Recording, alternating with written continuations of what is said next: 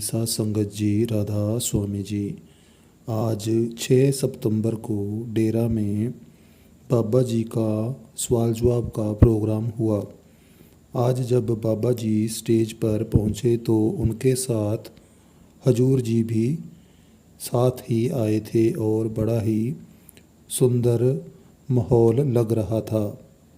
बाबा जी और हजूर जी अपनी अपनी चेयर पर बैठ गए और सभी ने उनका बड़े ही प्रेम सहित दर्शन किया। और बाबा जी और हजूर के सामने अलग अलग कैमरा भी लगे हुए थे और पहले शब्द पढ़े गए और इनमें से एक शब्द पढ़ा गया, छोड़ मत जइयो जी महाराज। यह शब्द मीराबाई जी का शब्द है और इस शब्द के चलते एक बीबी बड़ी ही ज़ोर ज़ोर से चीखने लग गई। इसके बाद सवाल जवाब का जब प्रोग्राम शुरू हुआ तो पहला सवाल किसी ने पूछा कि बाबा जी, मेरा खुद का अपना पक्का घर नहीं है, आप मेरा यहीं पर ही डेरे में घर बनवा दो। बाबा जी ने कहा, बेटा अगर देखा जाए तो यहाँ पर तो अपना घर किसी का भी नहीं है। यह तो एक तसल्ली है कि हमारा यहाँ पर कोई घर है, हमारा असली घर तो कहीं और है। और फिर बाबा जी ने कहा कि बेटा आप इसके बारे में सेक्रेटरी साहब से बात करो।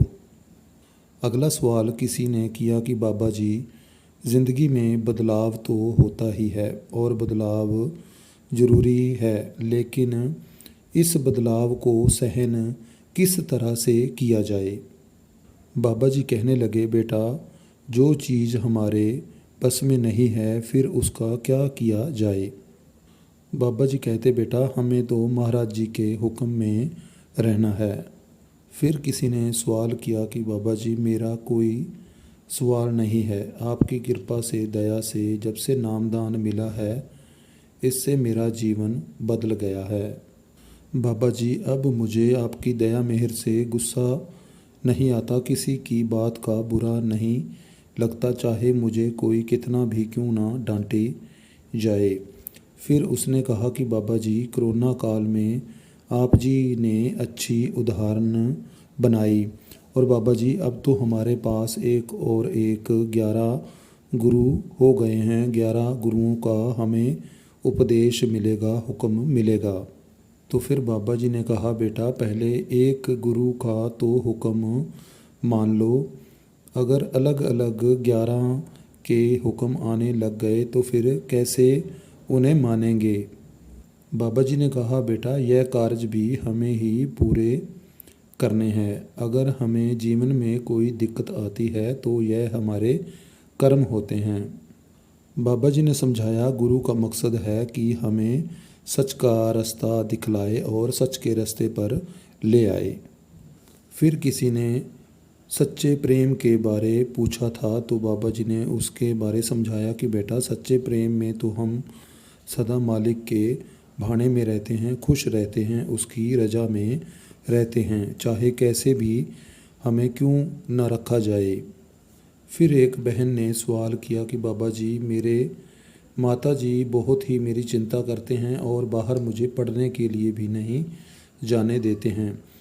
बाबा जी ने कहा कि बेटा बच्चियों की माता पिता को बहुत फ़िक्र होती है बेटा, इसका मतलब यह नहीं कि वो अपने बच्चों से प्रेम नहीं करते।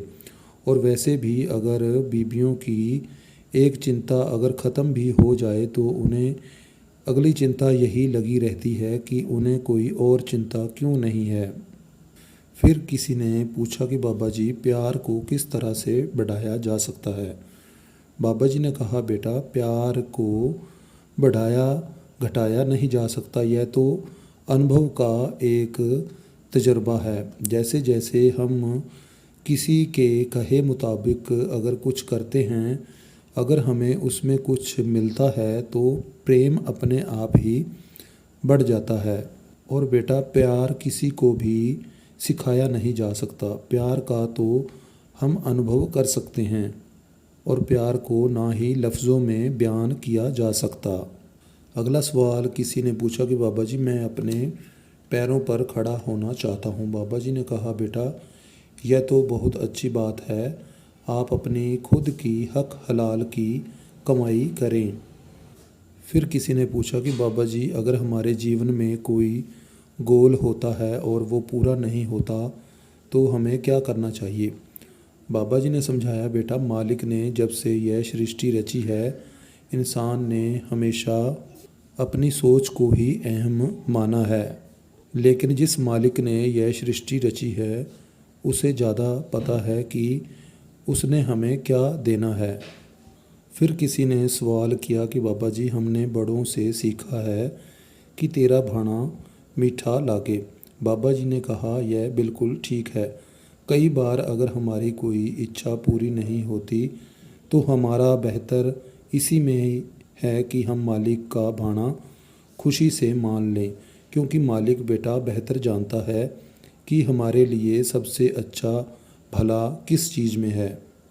और अगर हम मालिक का भाना मानते हैं तो हमें दुख तकलीफ़ का एहसास भी नहीं होता।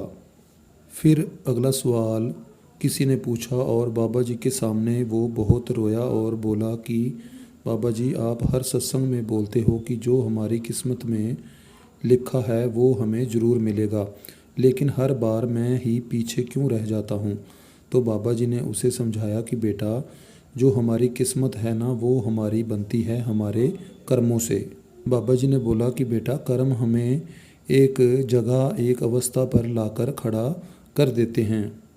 बाबा जी ने फिर समझाया कि हम रिएक्ट करते हैं लेकिन हुक्म भाना नहीं मानते, और जिस दिन हमने भाना हुक्म मानना शुरू कर दिया ना तो फिर मालिक किसी चीज़ की कसर नहीं छोड़ता। फिर एक लड़की ने कहा, बाबा जी मैं बहुत हंसती हूँ और मुझे सारे कहते हैं कि तू पागल है। बाबा जी ने कहा, बेटा आजकल तो सभी रोते हैं लेकिन तुम हंसती हो। तो आगे से वो लड़की थोड़ा बचपना कर कर कहती है कि बाबा जी फिर मैं हंसा करूं। तो आगे से बाबा जी कहते हैं, हाँ बिल्कुल हंसा करो, हंसने के लिए ही तो मालिक ने हमें यह ज़िंदगी दी है। तो फिर वो लड़की कहती है कि बाबा जी जब आप जा रहे थे कल तो मैं बहुत ही हंसने लग गई थी। तो बाबा जी ने बोला, तो फिर क्या बात है, फिर क्या हो गया अगर तुम हंसने लगी। तो इस बात पर संगत भी बहुत हंसने लगी। फिर आगे से वो बहन कहती है कि बाबा जी आप मुझे लुक की सेवा पर बुला लो। तो फिर बाबा जी कहते, पहले रोटी खा, शक्कर खा, थोड़ी तकड़ी तो हो जा। तो फिर वो लड़की कहती है, नहीं नहीं बाबा जी आप मुझे बुला लो। बाबा जी कहते, ठीक है पहले तू तकड़ी तो हो फिर तुझे सेवा पर बुलाएंगे। फिर किसी ने पूछा कि बाबा जी अगर किसी को नाम मिल जाता है तो क्या इससे कर्म कट जाते हैं। बाबा जी कहते, बेटा आपका गलत बाबे से पाला पड़ गया है, और जो कहते हैं कि कर्म कट जाते हैं वो दूसरे बाबे हैं। बेटा अगर मेहनत करोगे करनी करोगे तभी ही कुछ बनेगा, ऐसे नहीं कुछ भी बनने वाला। और बाबा जी फिर स्माइल करने लग गए और थोड़ा हजूर भी स्माइल कर रहे थे। फिर किसी ने पूछा कि बाबा जी अगर किसी ने नामदान लिया हो तब भी वो कोई नशा करे तो उसके कर्म ज़्यादा बनते हैं। बाबा जी ने कहा, बिल्कुल ठीक बेटा, अगर कोई यह भी जानता है और उसको समझ भी है कि यह गलत काम है और उसके कर्म फिर ज़्यादा बनते हैं, उसको ज़्यादा बोझ उठाना पड़ेगा। फिर किसी ने कहा कि बाबा जी मुझे आपके बिना कुछ भी अच्छा नहीं लगता। बाबा जी ने कहा, बेटा हमें कदम उठाना है आगे बढ़ने के लिए और अपने आप को ऐसा बनाना है कि हम किसी के मोहताज ना रहें।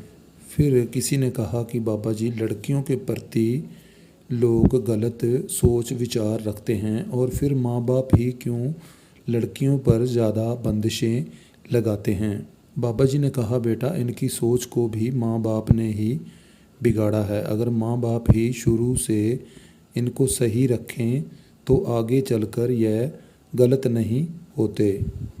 फिर किसी ने सवाल किया कि बाबा जी आपके साथ कई बार सभी एक जैसे सवाल करते हैं तो क्या आपके मन में यह विचार नहीं आता कि इनको क्या बार बार एक ही बात समझाना। तो आगे से बाबा जी कहते हैं कि बेटा यहाँ पर खड़े होकर सवाल पूछना आसान काम नहीं है और वैसे भी सभी के सवाल एक जैसे नहीं होते, सभी के अलग अलग सवाल होते हैं। और बेटा, अगर कोई गलती कर कर सीखेगा नहीं तो फिर क्या फ़ायदा होगा। बाबा जी कहते, बेटा अगर मालिक ने हमें मौका दिया है तो हमें अपनी गलतियों से सीखना है। फिर किसी ने पूछा कि बाबा जी हम अच्छे इंसान कैसे बन सकते हैं। तो बाबा जी ने कहा, बेटा हमें कभी भी किसी की तरफ उंगली नहीं उठानी। अगर हम किसी की तरफ उंगली उठाते हैं तो हमारी तरफ ज़्यादा उंगलियां हो जाती हैं। तो फिर अगला सवाल एक बहन ने पूछा कि बाबा जी आप हमें छोड़कर कहीं मत जाना।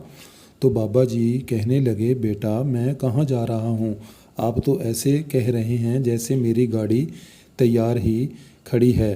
और बाबा जी कहने लगे, मुझे लगता है कि आप मुझे भेजना चाहते हो। तो इस बात पर संगत बहुत हंसने लगी। तो संगत जी यह थे कुछ सवाल जवाब। आज हजूर जी भी जब बाबा जी के साथ बैठे हुए थे तो बिल्कुल भी नहीं हिले।